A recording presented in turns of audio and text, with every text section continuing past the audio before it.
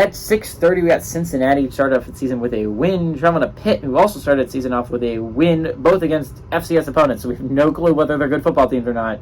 Pitt favored by 7.5 points on CW. Emory Jones, a transfer quarterback from Florida to Arizona State to now Cincinnati, went 19-23 last week, threw for 345 yards, 5 touchdowns, 0 interceptions. Corey Kiner had 13 carries for 105 yards, and Xavier Henderson had 7 catches for 149 yards and a touchdown. Phil Yurkovich, a name that I didn't think I was going to hear ever as not a Boston College Eagle, who transferred to Pitt, went 17-23, threw for 214 yards, 1 touchdown, 0 interceptions, and a very solid day for Yurkovich through the air. Daniel Carter had 11 carries for 65 yards and a touchdown. He's no Israel Abanikanda, but he's a fine runner. Bub Means had 2 catches for 39 yards and was their leading receiver. Pitt leads the series all-time 8-4. Last 2 games have gone to Cincinnati, though, in 2011 and 2012.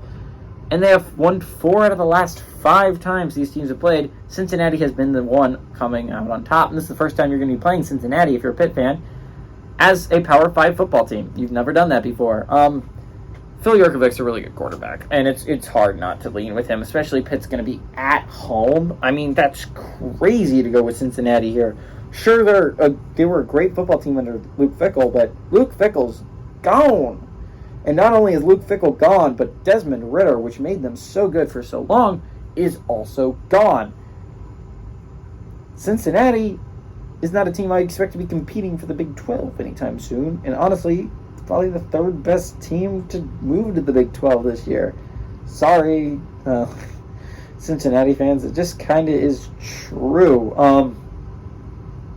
Pittsburgh Panthers are going to be good under Pat Narduzzi, whatever, whenever he's coaching. I mean, he just has made Pitt successful. He almost got him to the playoffs with Kenny Pickett.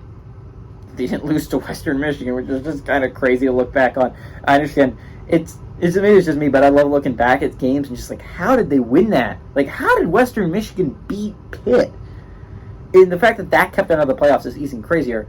The team for me last year was Washington losing to Arizona State, because that kept them out of the playoffs. And I'm like, how did Arizona State beat Washington? That's crazy. Arizona State was awful last year. Washington was awesome. It doesn't make any sense. Like some upsets that you look back on and you're like, was that really an upset? You know, App State beating A&M, sure, it's an upset, but A&M was pretty bad last year. How did Arizona State beat Washington? That's still crazy to me. Pitt's awesome. Cincinnati shouldn't be as awesome. I like Pitt to win and cover at home.